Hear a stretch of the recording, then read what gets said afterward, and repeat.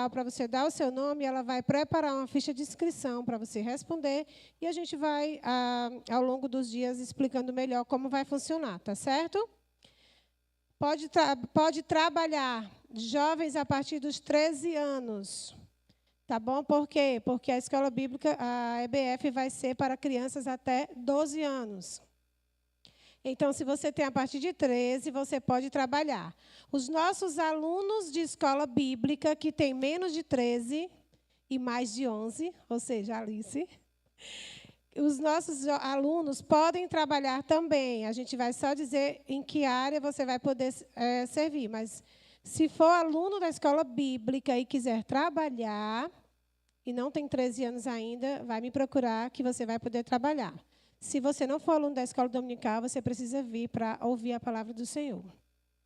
Amém? Sem mais delongas, eu convido você a abrir a sua Bíblia no Evangelho de Mateus. Nós vamos ler no capítulo 7, os versículos 24, 25, 26 e 27. Mateus, capítulo 7, dos versículos 24 ao 27. Eu estou com uma Bíblia diferente hoje, não é a linguagem de hoje, tá? Então, se quiser tentar descobrir aí qual a versão, que nem eu sei, para acompanhar aqui. Mas acompanhe na sua Bíblia, eu vou ler aqui na minha, diz assim, o Evangelho de Mateus, capítulo 7, versículo 24. Todo aquele, pois, que escuta estas minhas palavras e as pratica, assemelhá-lo-ei ao homem prudente que edificou a sua casa sobre a rocha. E desceu a chuva, e correram rios, assopraram ventos e combateram aquela casa. E não caiu, porque estava edificada sobre a rocha. E aquele que ouve estas minhas palavras e não as cumpre, compará-lo-ei ao homem insensato, que edificou a sua casa sobre a areia. E desceu a chuva, e correram rios, e assopraram ventos, e combateram aquela casa. E caiu, e foi grande a sua queda. Amém. Feche seus olhos, vamos orar mais uma vez. Deus, querido e amado Pai, Senhor, estamos aqui na Tua presença, com o nosso coração, Pai amado, desejoso para ouvir a Tua palavra. Queremos, Senhor, aprender mais de Ti essa noite. E eu quero, Senhor, me colocar à Tua disposição. Usa-me, Senhor, como Tu queres. Que a minha boca, Senhor, seja um canal, um instrumento do Teu Espírito Santo para a igreja. Ó Pai amado, que a Tua palavra essa noite, ela possa impactar as nossas vidas. Que possamos, Senhor, sair daqui hoje com desejos diferentes no nosso coração. Com desejos de acertar, de fazer, Senhor, a Tua vontade. De colocar em prática tudo o que vamos ouvir aqui hoje à noite. Assim eu te peço, em nome de Jesus. Amém. Vocês vão ouvir hoje uma voz mais mansa, sou alvoroçada, mas só lá em casa, viu? Aqui eu estou bem mansinha. Estava vendo a Karen pregar ontem, e vai para um lado, e vai para o outro, e eu, meu Deus, eu fico tão engessada. Mas não importa como eu estou, o importa é o que vai sair e como você vai receber. Amém? Então, eu oro realmente, a minha oração essa noite é que o Espírito Santo ele possa impactar a sua vida com essa palavra que vai ser ministrada aqui.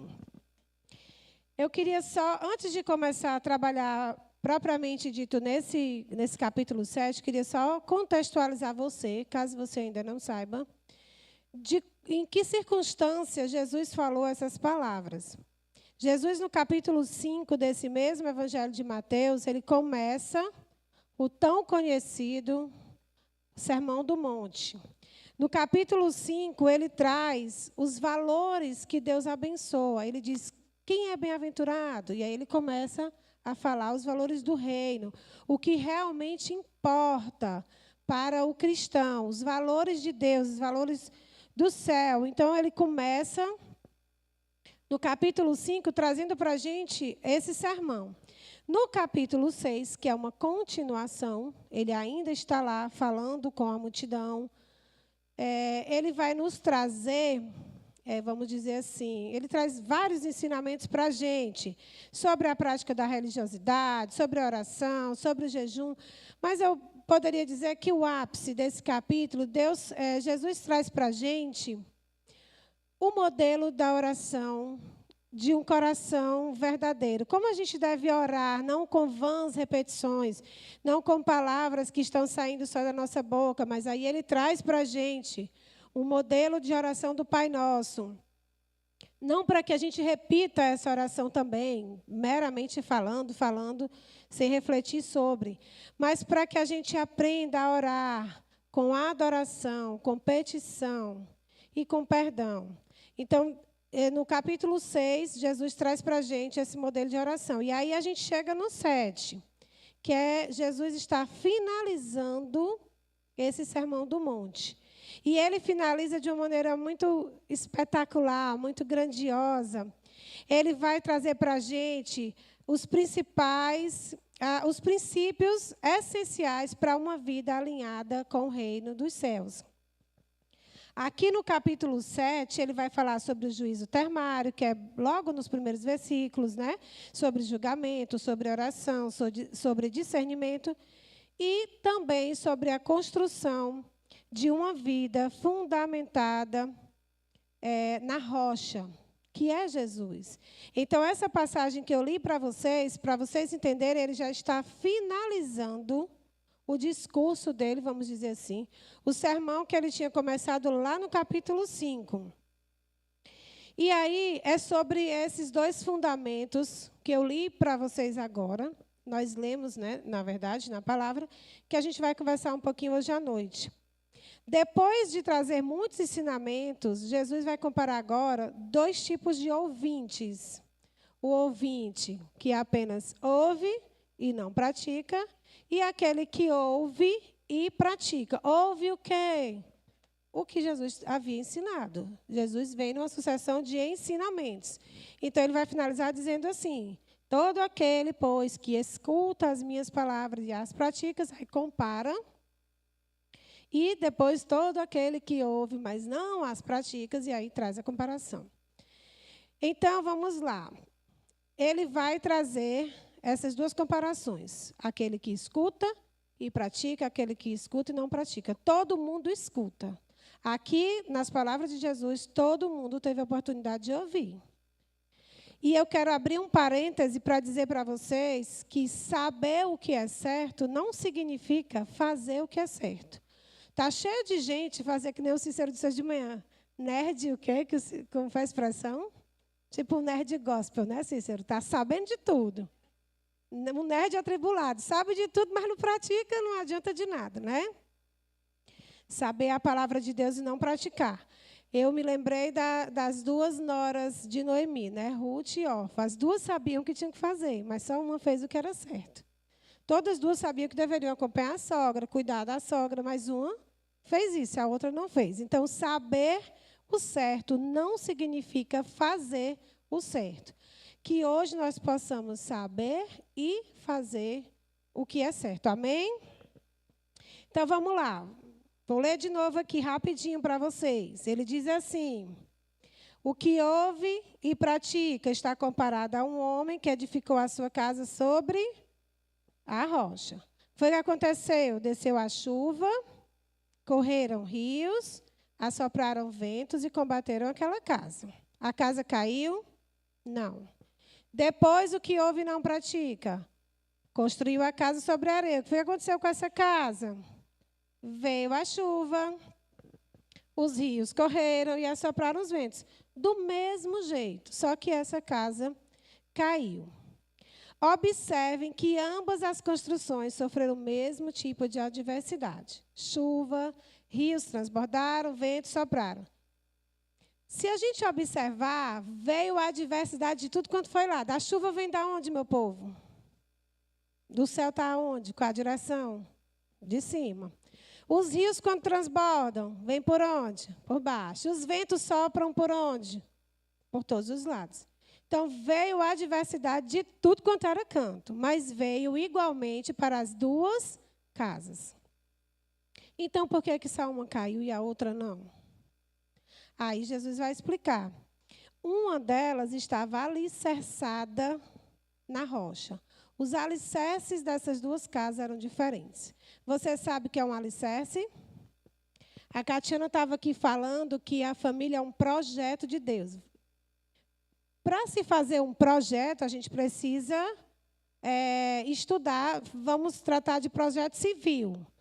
Um engenheiro vai estudar o terreno, vai estudar o tipo de construção que vai ser erguida, os materiais que serão necessários para aquela construção não ruir, não cair. Eu vou parar para beber água. O senhor perguntou, tu vai parar para beber água? Vou. Então, gente, o alicerce numa construção, ele é a base. Se a gente vai construir uma casa e não cava uma vala mesmo, funda, enche de pedra, aquela casa, aquela construção não vai ter uma sustentação. Eu posso construir? Posso. Dá para subir parede do chão para cima? Dá. Mas é seguro? Não. Então, a diferença aqui estava no alicerce. Para que o projeto fique de pé, um projeto civil, o alicerce precisa ser bem feito. E aí a gente vai analisar os dois tipos de construção. O alicerce, a casa construída sobre a rocha. A rocha aqui ela vai simbolizar a solidez, a robustez, a segurança, a durabilidade, a estabilidade. Em se tratando de família, vamos dizer assim, se eu tenho todas essas coisas pautadas na prática dos ensinamentos de Jesus, se eu pego toda a minha casa, e aí toda vez que eu falar casa, eu quero que você sempre associe a sua família, né? E eu estou praticando o que Jesus ensinou, porque ele diz isso, aquele que ouve as minhas palavras e as pratica. Então, eu vou ter um alicerce inabalável. Por outro lado, o que é que a areia aqui simboliza? A areia vai simbolizar um alicerce instável, a vulnerabilidade. Ela não vai suportar adversidades, ela é instável. Só você imaginar um castelo na praia, você faz ali um castelo. Se a onda do mar vem, o que é que acontece? Facilmente, o castelinho se desmancha, né? Então, aqui a areia ela vai simbolizar justamente isso, essa instabilidade, essa vulnerabilidade, essa fraqueza, vamos dizer assim. Eu não tenho robustez na areia. E aí, isso vai indicar uma vida construída sem atenção aos princípios divinos. Ao contrário de quem fez sobre a rocha, que praticou os ensinamentos, quem constrói sobre a areia vai tirar sua atenção dos princípios divinos e, embora pareça, à primeira vista, uma coisa sólida, ela vai acabar revelando a sua fragilidade. Basta o primeiro vento forte, a primeira chuva, que aquela casa vai por água abaixo. E aí, hoje, eu convido você a escolher onde nós vamos construir a nossa família, a nossa casa. Hoje a gente vai ser convidado a fazer uma escolha. E você já pode até ter feito a escolha certa. Mas, mesmo assim, você que já escolheu certo precisa ouvir essa palavra para permanecer. Você que escolheu errado precisa ouvir essa palavra para consertar. E você que não escolheu ainda precisa ouvir essa palavra para poder escolher certo. Então, hoje você vai ser convidado a escolher onde você vai construir a sua casa. A gente pode optar por fundamentos sólidos em Cristo ou podemos seguir o caminho incerto da sabedoria humana. Abra sua Bíblia em Jeremias, capítulo 17, no versículo 9. Jeremias 17, 9.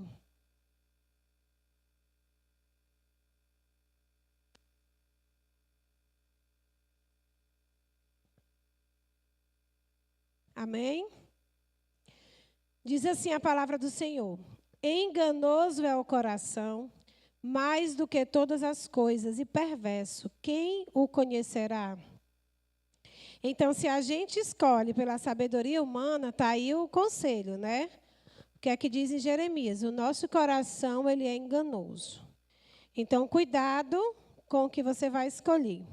E aí eu quero trazer para vocês uma metáfora, né? Um dia desse o Sônia pregou aqui as raposinhas, e as raposinhas ficaram na nossa mente.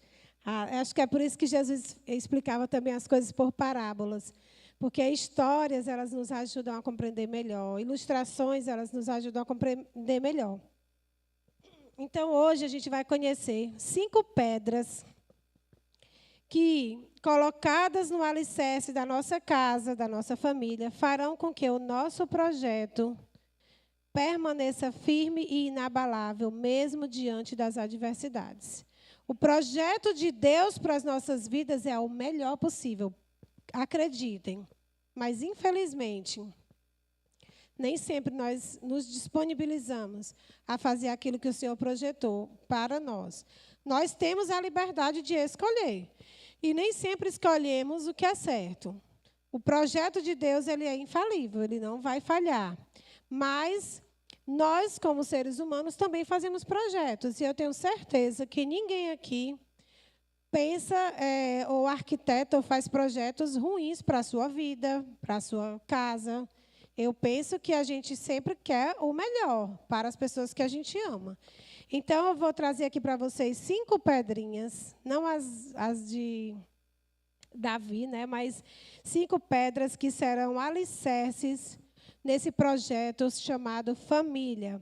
E que, se você colocar em prática, é só sucesso, né? Cola em mim que é sucesso. Vai dar certo.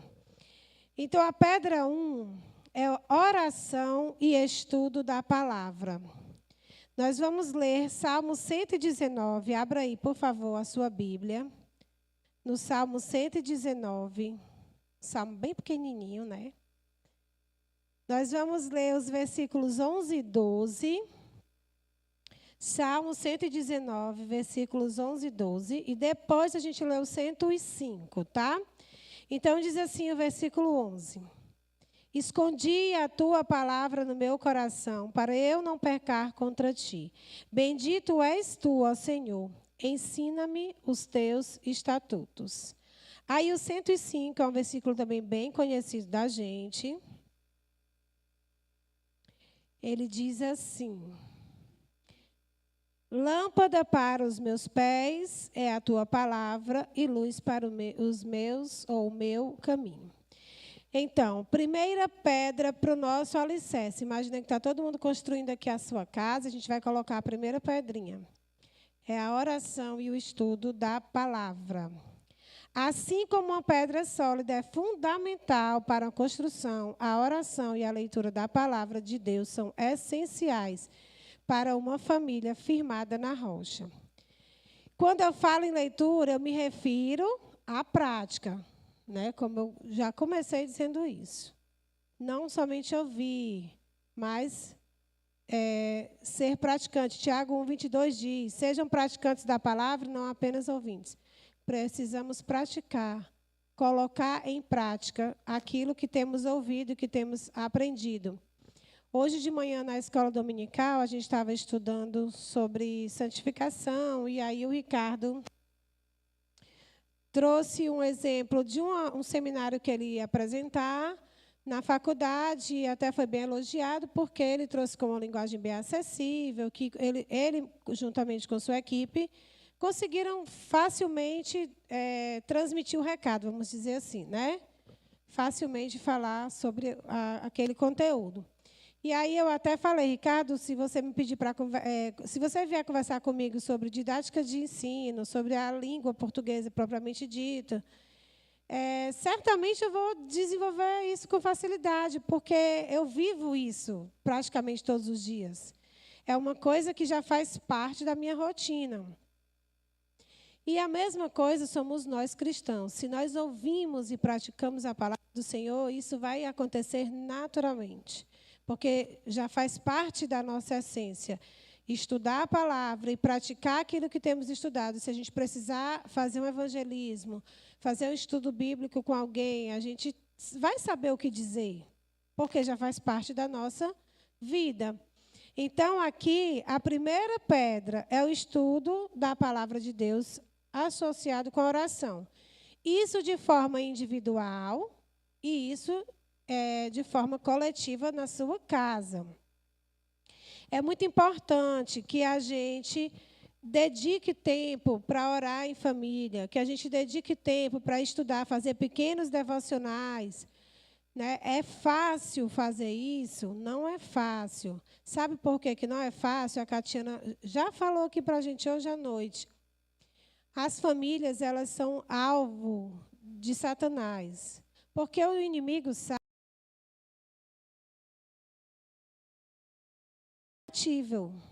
aonde ela estiver. Eu sou professora. Quando o pai vai reclamar, que vai o pai, a mãe, a avó, o menino, fica todo mundo assim, né? Porque é forte, porque está todo mundo com o mesmo pensamento, com o mesmo propósito. Então, famílias fortes são igrejas fortes. E o diabo quer uma igreja forte? De forma alguma. Por isso que não é fácil. Lá em casa, a gente vive num eterno desafio. Né, a gente, de fazer o nosso devocional diário. Agora eu disse, olha, se não der tempo de fazer o devocional, antes de dormir, entra todos os três lá no meu quarto, que a gente vai pelo menos orar junto todos os dias. Se não der tempo de ler alguma coisa e meditar ali. Porque é importante. Quando você tira ali um tempo para você orar com a sua família, os pais, por exemplo, eles estão testemunhando para os filhos o Deus a que ele serve. É um testemunho de fé, você compartilhar com a sua família aquilo que você já passou, e você passou, deu tudo certo, porque o Senhor era contigo e é contigo. Então, é importante, essa pedra no alicerce da sua casa, ela não pode faltar. E quando estiver difícil, fique feliz. Bem-aventurado quando forem perseguidos, né? Fiquem felizes, é sinal que vocês estão no caminho certo. Está difícil de juntar para orar? É o caminho certo, então não desiste. Segue em frente. Denise, mas na minha casa só sou eu que sou crente. Aí ora lá sozinho, para Deus te converter no coração de um por um. Quando Deus converteu do primeiro, e eu vou dizer quando, não é se não, é quando. Quando Deus converteu o primeiro, já são dois. Lá em casa, quem se converteu primeiro foi a Soraya. E aí a Soraya começou a me evangelizar. E aí eu me converti. Aí agora já éramos nós duas orando pelos outros três da casa. E a gente orava, chamava para vir na igreja e aquela coisa. Aí o Antonildo se converteu. Quando ele se converteu, eu peguei a minha cama, desmontei, montei no quarto dele. E fui dormir com ele, porque eu queria falar de Jesus o tempo todo com ele. Não queria perder nem um minuto. Eu me mudei para o quarto dele até para brigar e me botar de volta para o meu quarto. E até que depois veio a Thelma, já depois de muito tempo, né, a mamãe se converteu. E o meu pai, eu creio na promessa, né, Aureni? Nós estamos aqui firme com propósito. Porque é quando se converter, não é se não. Agora, cada um tem as suas próprias escolhas e as suas decisões. Mas se é só você na sua casa hoje de crente, ora, é você e Deus, você não está sozinho, não. Que o Senhor vai fazer a obra. Mas não perca a chance de orar, de ler a Bíblia, de partilhar das pequenas e grandes coisas que o Senhor tem feito na sua vida, para que isso sirva de testemunho para os demais membros da casa. Amém? Então, pedrinha 1, oração, estudo da palavra. Pedra 2. Engraçado, só acabei de pensar aqui. Aqui a pedra, ela está servindo para construir, né? Mas pedra também serve para a gente tropeçar, não serve? Sim ou não? Se a gente não praticar isso aqui, essa pedra aqui vai ser para tropeço, viu? Acabei de pensar sobre isso. Se eu pratico, é uma pedra de construção. Se eu não pratico, é uma pedra que vai me fazer tropeçar e cair. Então, preste atenção como você quer usar essa pedra. Se é a seu favor ou se contra você. Pedra 2, a pedra da comunicação. Abram, por favor, Provérbios capítulo 15, versículo 1. É bem conhecido, mas a gente vai abrir, vou usar as palavras do irmão Joel, para a gente aprender a manejar bem a palavra do Senhor. Provérbios capítulo 15, É um versículo que a gente usa muito quando a gente está ministrando para casais, eu e o Sony, porque a comunicação é muito, muito, muito, muito, muito importante dentro das nossas relações, sejam elas entre marido e mulher, entre pais e filhos. A comunicação ela é essencial. Provérbios capítulo 15, versículo 1 diz assim: a resposta branda desvia o furor, mas a palavra dura suscita a ira. A comunicação. Precisamos estabelecer uma comunicação aberta, uma comunicação honesta. Isso é uma pedra fundamental em qualquer relacionamento. Se você incentiva, dentro da sua casa, no meio da sua família, conversas francas e respeitosas, você ajuda que todos resolvam conflitos e construam a confiança dentro da família.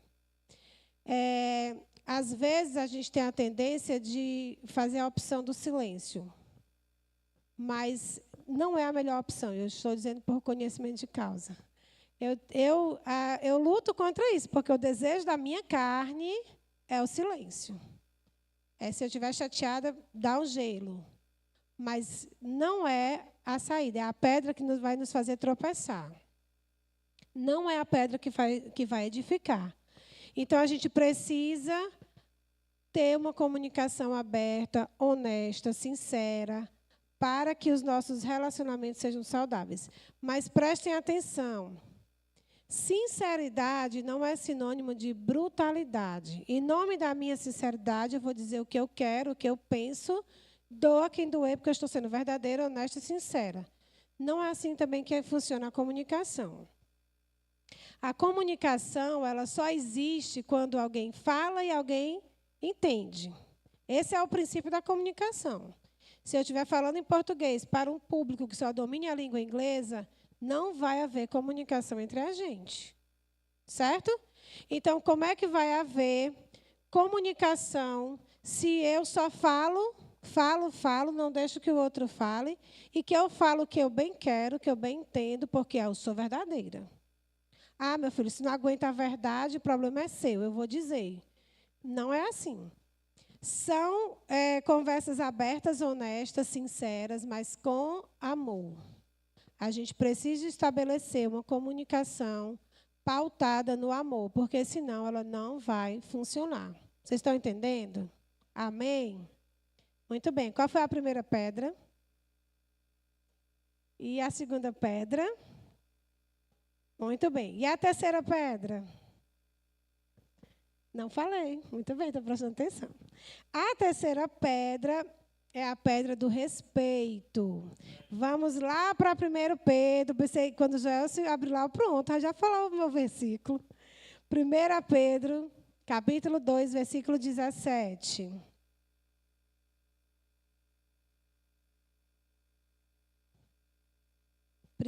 Pedro, capítulo 2, versículo 17, você encontrou?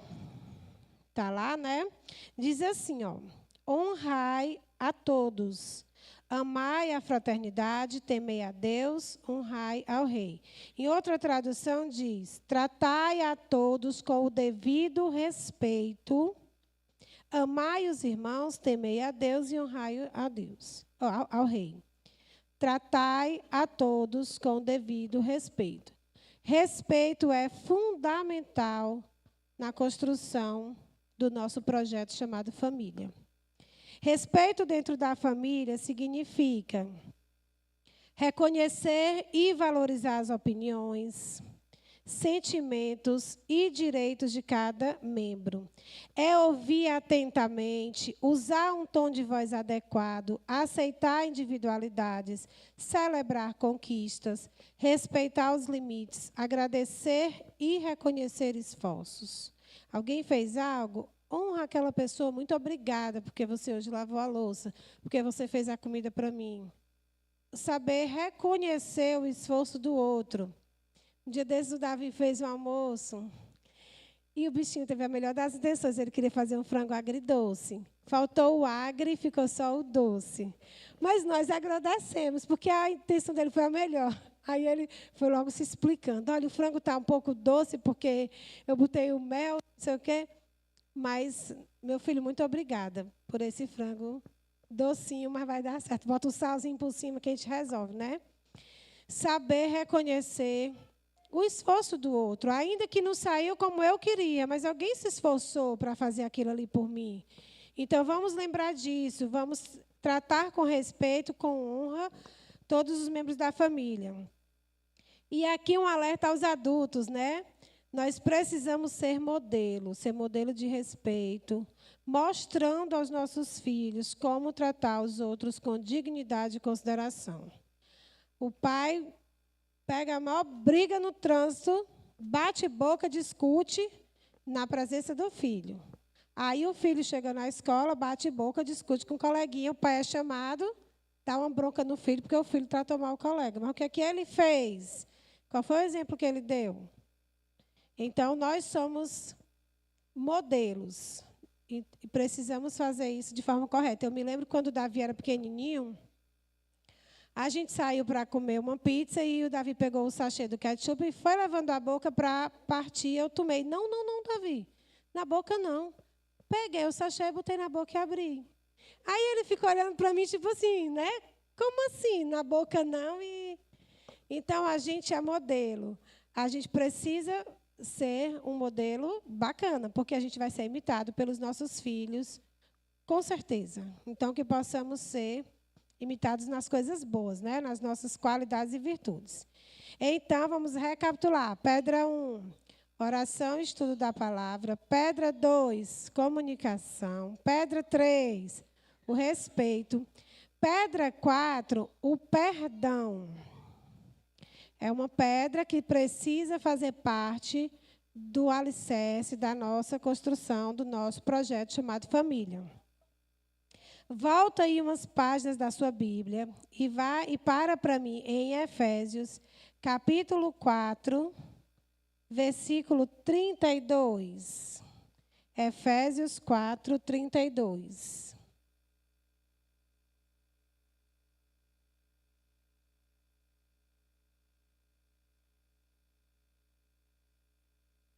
Amém? Diz assim a palavra de Deus: antes sedes uns para com os outros benignos, misericordiosos, perdoando-vos uns aos outros, como também Deus vos perdoou em Cristo. Poxa, eu fui perdoada. Eu nem merecia ser perdoada, e eu fui. E aí eu me acho no direito de não perdoar?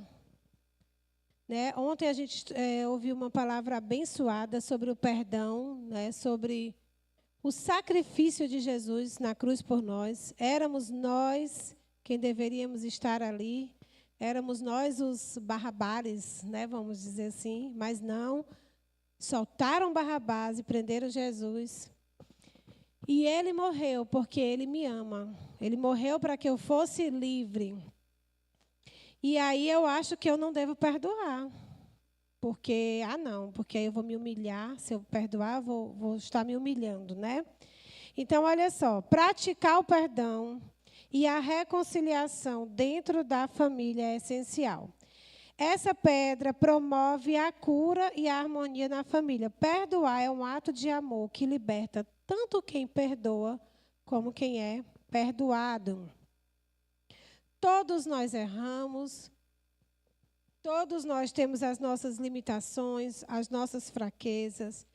Eu desconheço um ser humano perfeito. Eu conheço uns quase perfeitos. Estou brincando. Mas perfeito não existe. Nós erramos, nós nascemos em uma natureza imperfeita. Nós nascemos na natureza pecaminosa. A nossa carne, ela não quer coisas boas. A nossa carne, ela não quer perdoar. A nossa carne, ela não quer ouvir. A nossa carne, ela não quer orar. Ela não quer estudar a palavra. A nossa carne não quer. Mas o nosso espírito diz o que devemos fazer. Aliás, o Espírito de Deus em nós diz o que nós devemos fazer. Né? Então, cabe a nós darmos ouvido a essa voz, a voz do Espírito Santo de Deus, e não mais viver na carne. mas viver segundo o Espírito. E uma das coisas que a gente aprende com o exemplo do nosso Mestre Jesus é sobre o perdão. Então, perdoar é valorizar os relacionamentos, é entender que num relacionamento saudável é mais importante do que a gente está certo, ou do que a gente guardar o rancor, é perdoar. Eu não vou pedir perdão porque eu estou certa, então, ele que quiser que ele venha me peça perdão, porque eu não vou pedir. Ou fica ali, não diz nada, mas fica guardando aquele rancor, aquela mágoazinha. Certo? Então, não é assim que funciona. O Antonildo, ele gosta muito de dizer assim, meu irmão, ele fala assim, rapaz, eu prefiro ter paz do que razão, né? A gente chega no nível de maturidade que é melhor a gente ter paz do que ter razão. A gente não vai discutir por muita coisa, nem por pouca coisa. Mas a gente vai precisar entender que, às vezes, mesmo eu sabendo que eu estou certa, eu vou pedir perdão. Mesmo que o meu euzinho está ali dizendo, você está certa, você não tem que pedir perdão, você não tem que se humilhar, não, você não fez nada. Mas você tem que perdoar. Você tem que pedir perdão e você tem que estar disposto a perdoar, porque também pode acontecer o contrário, né? O outro vacilou, pisou na bola, vem pedir perdão e você diz, não, ainda não. Deixa eu passar uns dias em que eu vou pensar sobre isso, né? Então, não, você precisa perdoar e você precisa pedir perdão, de acordo com a necessidade, mas esteja disposto e entenda que perdoar é um ato de amor, que traz liberdade. O perdão, gente, ele desarma, ele nos torna mais leve. Parece assim que tirou realmente um peso, né? Você vive num conflito, você não está bem com seu esposo, com a sua esposa, ou com os seus filhos, está vendo algum problema em casa, os filhos magoados com o pai ou com a mãe, e fica aquela situação pesada, fica um ambiente carregado, difícil de você conviver, aí tudo se resolve, parece assim, né? Ai, que alívio, parece que tirou um peso, porque o perdão, ele liberta. Ele nos desarma, ele nos tira da posição da defensiva. Eu vivo na defensiva, que é para ninguém nem entrar. Não, ele vai nos tirar dessa posição da defensiva. E a última pedra, teriam várias outras, né? Tem muita coisa importante que a gente precisa lembrar em se tratando de família. Mas uma última pedra que eu queria trazer aqui para a gente meditar hoje à noite é sobre um tempo em família. Gastar tempo com a sua família. Vamos abrir em Provérbios 17, o versículo 1. Provérbios 17, 1 diz assim: é melhor um bocado seco e com ele a tranquilidade do que a casa cheia de iguarias e com desavenças. Então, é muito melhor você ter um tempinho com a sua família ali, mesmo que seja regradinho, não seja aquela fartura toda, não seja aquele banquete, mas você ter paz, do que você ter fartura, ter sobrando, mas você não tem paz, você não tem nem prazer de gastar tempo com a sua família, porque toda vez que a família se reúne, é uma confusão. Toda vez que se junta, dá briga, né? Ninguém quer isso. Então, passar tempo juntos, seja em atividades simples, como refeições, jogos, passeios, reforça os laços emocionais e cria memórias positivas, solidificando a união familiar. Valorize os momentos em família. Hoje está muito na moda, quem acompanha as redes sociais, está muito na moda a expressão criando memórias. As pessoas fazem fotos com sua família, seus filhos pequenos e colocam, criando memórias. Porque, de fato, esses momentos que a gente tira para gastar com a nossa família, para investir na nossa família, são momentos que vão ser marcados na vida dos nossos filhos, até mesmo nas nossas vidas enquanto adultos. Né? Então, a gente precisa valorizar. Lá em casa, tem uma coisa que eu faço muita questão, é a gente comer junto. Para mim, isso sempre foi uma coisa... E aí já vem uma questão de herança familiar. Eu já vivenciava isso na minha casa quando eu era solteira. Ninguém comia enquanto meu pai não chegava para almoçar, porque assim estava todo mundo junto na mesa. Às vezes era a única hora do dia que a gente encontrava todo mundo. Mas era lá em casa, o almoço era uma refeição que os meus pais faziam questão de estarem todos juntos. Aqui em casa, a gente sempre faz isso, né? A gente tenta, realmente, quando está muito complicado, essa semana, algumas vezes o Davi e o Sônia almoçaram sozinhos. Eu ainda não tinha chegado com os meninos, porque o Davi tinha que estar 1 hora num posto de saúde, que era distante de casa. Mas, normalmente, a gente procura fazer as nossas refeições juntas. Porque é na hora da refeição que a gente briga, que a gente brinca, que faz 1 hora com a cara do outro, está ali todo mundo junto. É nessa hora que a gente compartilha uma coisa que aconteceu. A gente está fazendo alguma coisa, ainda que seja uma coisa simples, como a refeição. Mas nada de TV, nada de estar com o prato, cada um com o seu prato no quarto, fazendo a sua refeição. Não, a gente tenta fazer isso lá em casa. E eu quero desafiar você, se você não faz isso, a passar tempo em família. Eu estou vendo uns risinhos, porque Deus quer falar com alguém essa noite. Use o tempo em família, não perca essa chance. Sabe por quê? Vou falar também com propriedade.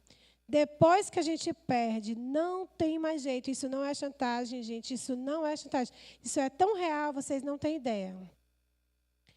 Que a gente valoriza um pão carioquinha que a gente tinha que comprar e deixar na casa da mãe. Como a minha muitas vezes dizia, vem deixar um pão para mim. Eu dizia, poxa vida, a mamãe não pode ir na padaria, tem que pedir para eu ir comprar e levar. Então, aproveitem. Eu não estou aqui querendo fazer nenhum tipo de sensacionalismo. Mas eu quero dizer para você que a nossa vida é breve. Então, aproveite a sua família da melhor maneira possível. Se não é possível você fazer uma refeição juntos, todos da família, mas é possível no domingo de manhã vir todo mundo para a escola dominical, amém.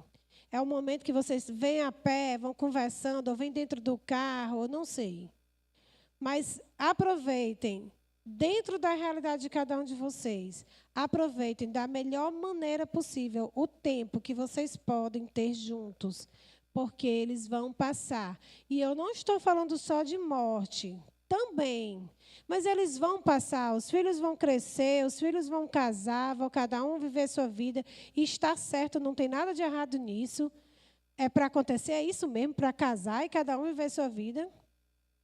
E a gente vai sentir falta. Hoje, a gente estava se arrumando para descer, o Sônia perguntou, será que a gente vai sentir falta, hein? Da bagunça, da confusão? Vai, nós vamos sentir falta. Porque a gente, às vezes, reclama, mas a gente gosta, né? A gente quer estar junto. Então, aproveitem o tempo que vocês têm juntos da melhor maneira possível. Valorize esses momentos em família. Antes de passar para a conclusão, eu quero só recapitular com vocês, coisa de professor, né? Tem que ficar perguntando para ter certeza que os alunos aprenderam. Qual foi a pedra 1, queridos? Oração e o estudo da palavra. Pedra 2. Pedra 3. Pedra, até eu estou colando. Pedra 4. E pedra 5, o tempo em família. O tempo de qualidade.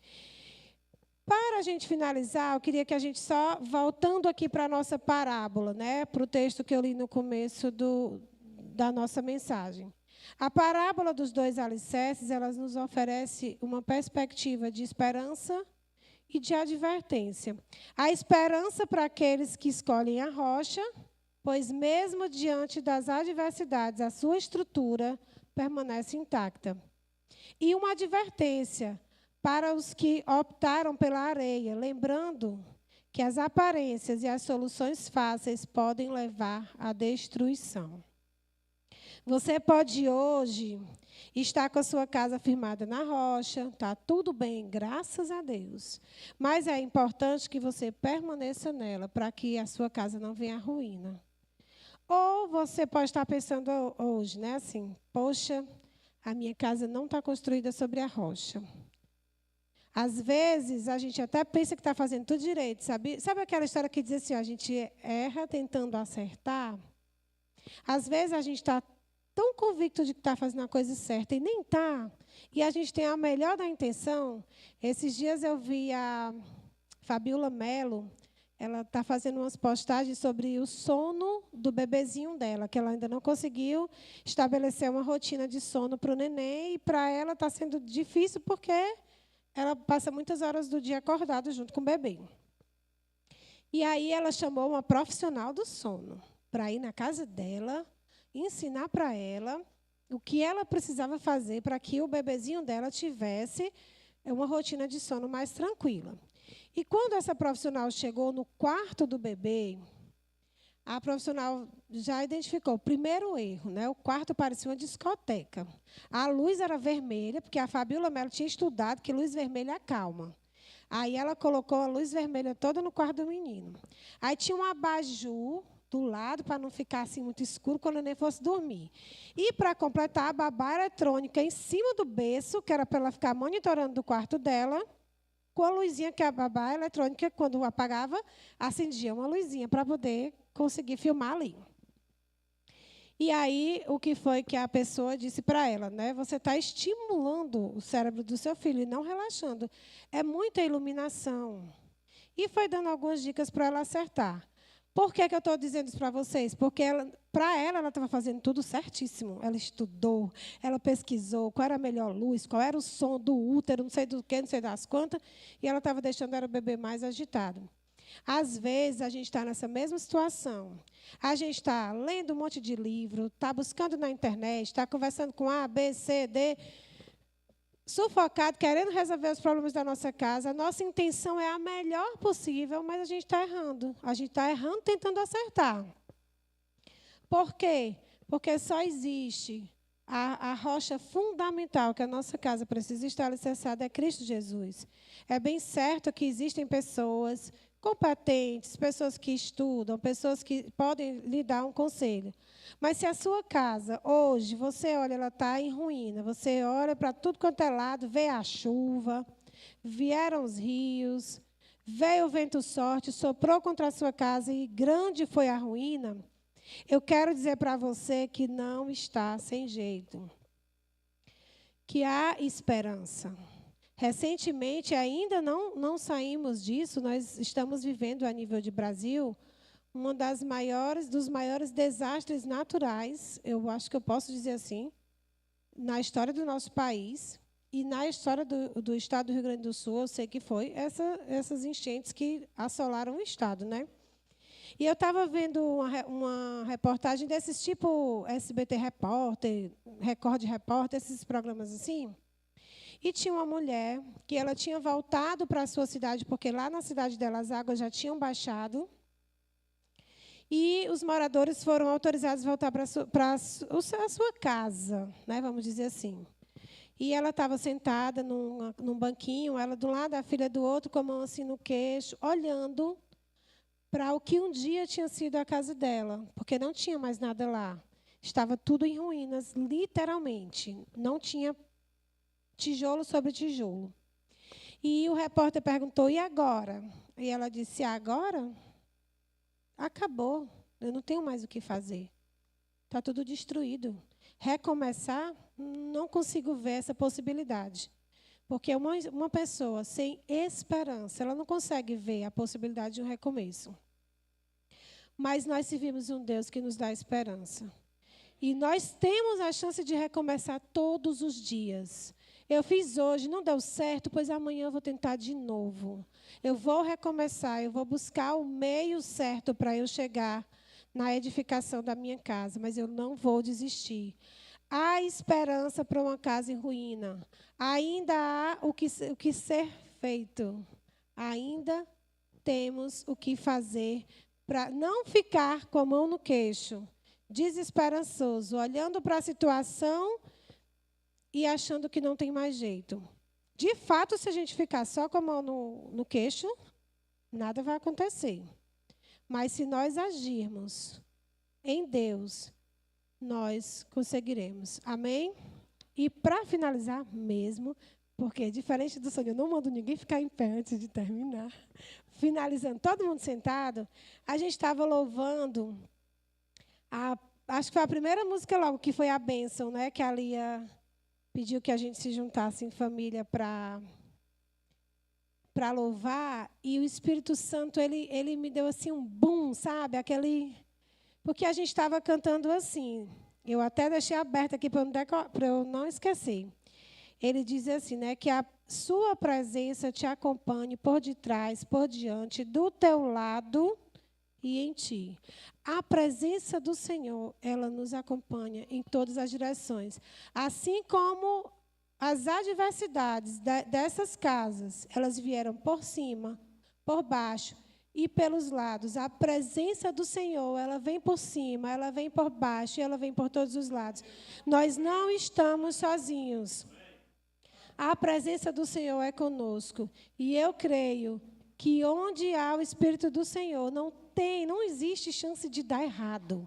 Se Deus está no controle, tudo vai dar certo. Amém? Agora é com você, querido. Sim. Glória a Deus. Muito obrigada, irmãos.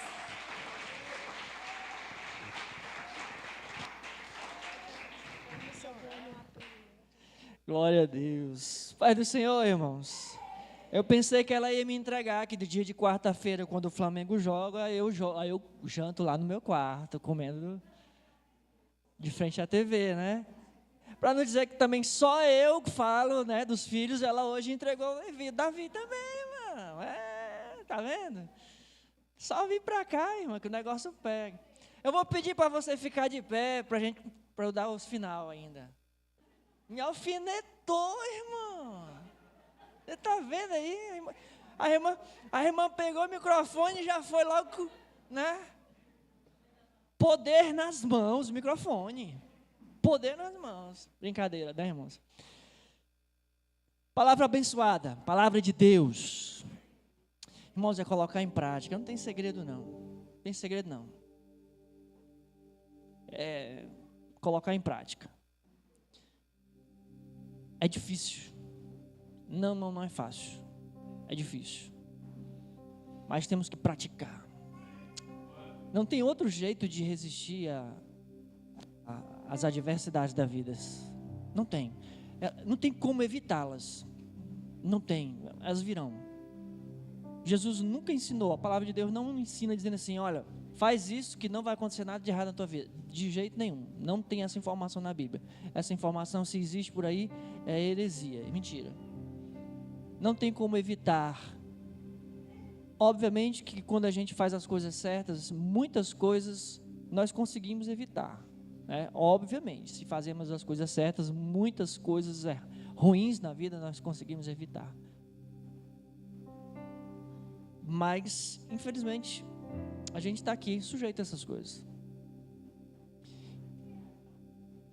Porém, a casa não cai, irmãos. Eu vou entregar. Tem dia lá em casa que a gente bate boca para papai e chega na hora da refeição. Vamos orar, é tu que vai orar. Eu não estou com vontade de orar. Aí não tá. Eu digo logo assim, não tá não, pois eu estou em paz. Fecha o olho que eu vou orar. E a gente ora.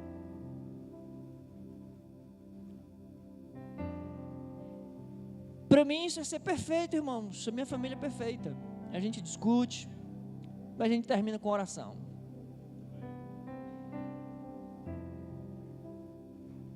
Termina com a oração e com a bênção, com o perdão.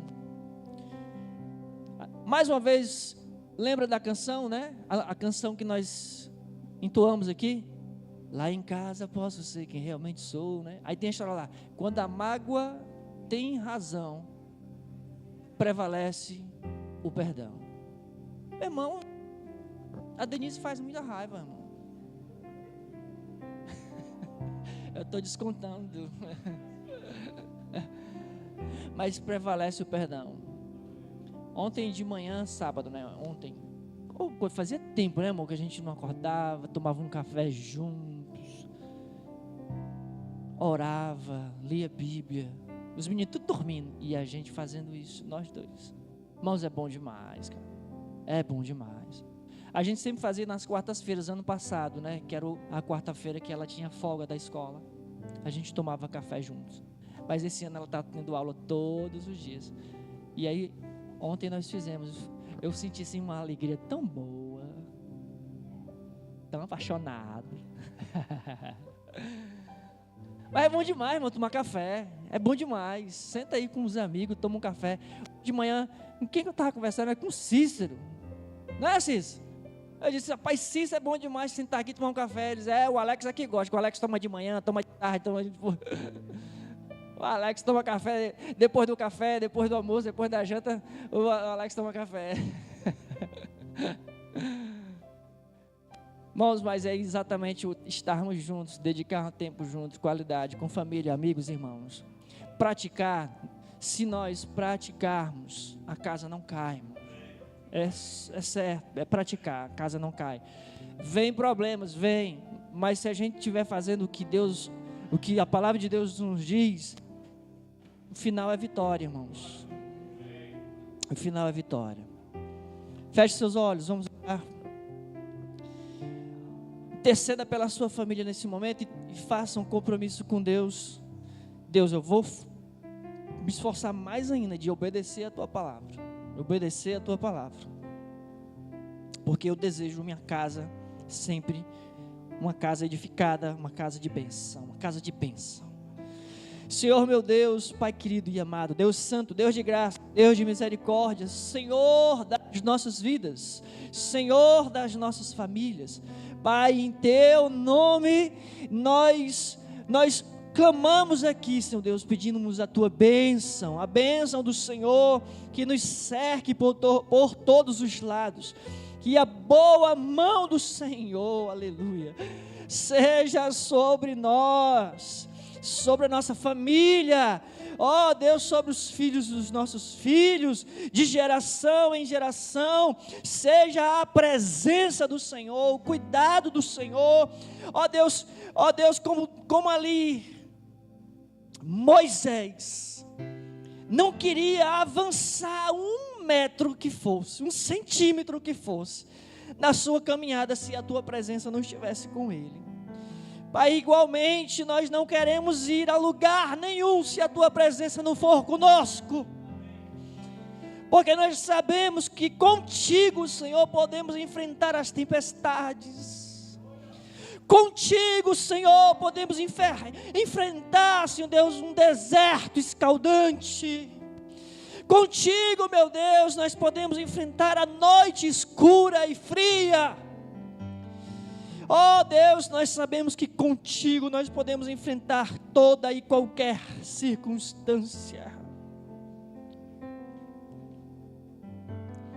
pois a tua palavra diz, o apóstolo Paulo falando, com a força que Cristo me dá, eu posso enfrentar qualquer situação. Nós aprendemos isso, ó Deus, nós experimentamos isso, Senhor, por isso nós invocamos a Tua presença nas nossas vidas, queremos permanecer em Ti, Senhor, queremos permanecer na Tua palavra, e que o Senhor junto com o Pai, venham também permanecer em nós. Em nome do Senhor Jesus, meu Deus, faz assim, atende ao nosso clamor, atende a nossa oração, no nome do Senhor Jesus, abençoa as nossas famílias, fortaleça, ó Deus, as nossas famílias, especialmente eu oro aqui pelos casais, eu oro, ó Deus, pelos jovens, pelas nossas crianças, em nome do Senhor Jesus. Sim, meu Deus, livra-nos de todo mal, de todo desvio, de todo engano, em nome do Senhor Jesus. Livra-nos, ó Deus, de toda altivez, de todo orgulho. Livra-nos, Senhor. Seja o meu lar, o lar de cada um de nós, uma casa de bênção, um lar edificado sobre a rocha. É o que eu te peço, meu Deus, no nome do Senhor Jesus.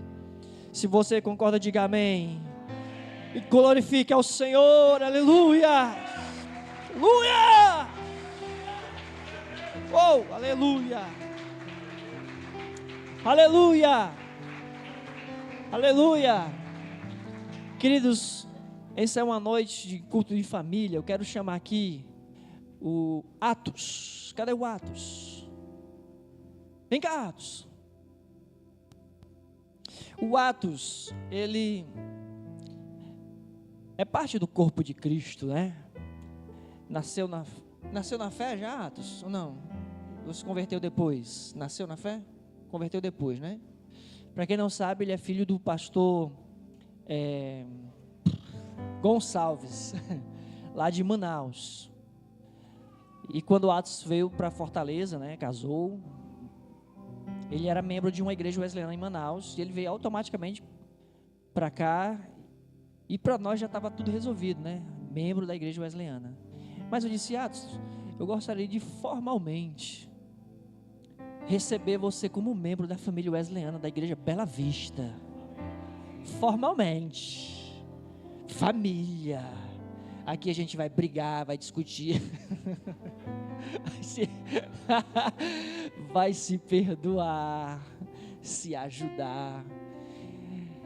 Em nome da igreja, Atos, eu quero dizer para você que eu assumo compromisso contigo. Compromisso. E eu quero dizer que você, se você quer assumir compromisso também com a gente. Eu assumo, tamo junto aí. Irmãos, ele está dizendo que está muito feliz de estar aqui. E que ele assume sim o compromisso de caminharmos juntos, né? Compromisso, irmãos, lado a lado, né? Nós precisamos sempre renovar a nossa aliança de compromisso, trabalhar lado a lado, caminhar lado a lado. E hoje eu quero formalmente, seja bem-vindo à família da Igreja Evangélica Wesleyana Bela Vista. Amém?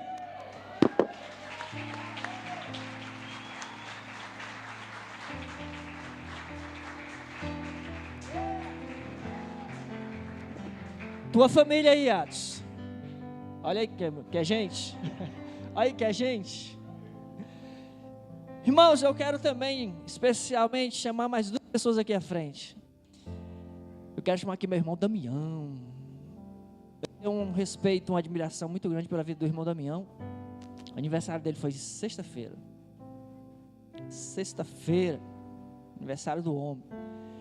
Cadê também o jovem Joel? Cadê o jovem Joel? Vem cá, Joel. João Pedro. Cadê João Pedro? Foi ontem, João Pedro. E o bolo? Vem cá, cara. João Pedro. O João Pedro aqui eu gosto de chamar ele de John Piper. Quem não sabe quem é o John Piper é um excelente teólogo, né? Tem cara de teólogo esse menino. Confirmou, recebeu, viu? Recebeu, amém. Bom, pessoal, essa turminha aqui está aniversariando, né? Esses dias, sexta-feira. Esse aqui foi ontem, né? E tu foi quando, irmãozinho? Hoje, é?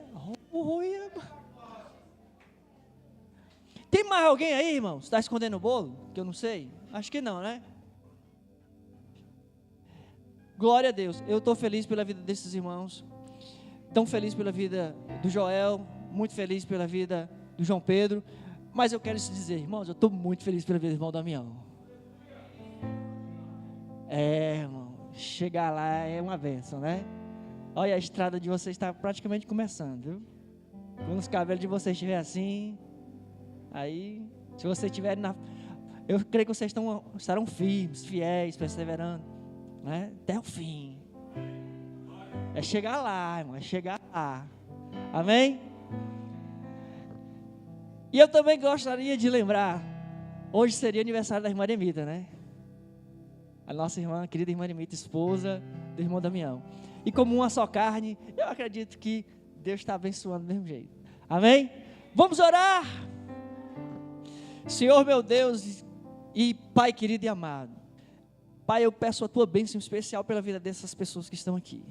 A vida do João Pedro, a vida do Joel, a vida do irmão Damião, Senhor. É mais um ciclo, ó Deus, que se completa na vida de cada um deles. A minha oração, Pai, é que este ciclo, ó Deus, se repita muitas e muitas e muitas vezes. E que sejam abundantes, plenos, cheio da Tua prosperidade, cheio da Tua presença, cheios da Tua provisão, cheio de graça. Ó Deus, em nome de Jesus, que o Senhor derrame as Tuas copiosas bênçãos sobre a vida deles, para o louvor da Tua glória, em nome de Jesus, assim nós oramos, amém. Vamos cantar o parabéns porque merece. Parabéns pra você nessa data querida, muitas felicidades, muitos anos de vida, com Jesus ao seu lado, tudo vai muito bem, e tu andes com Cristo para sempre, amém.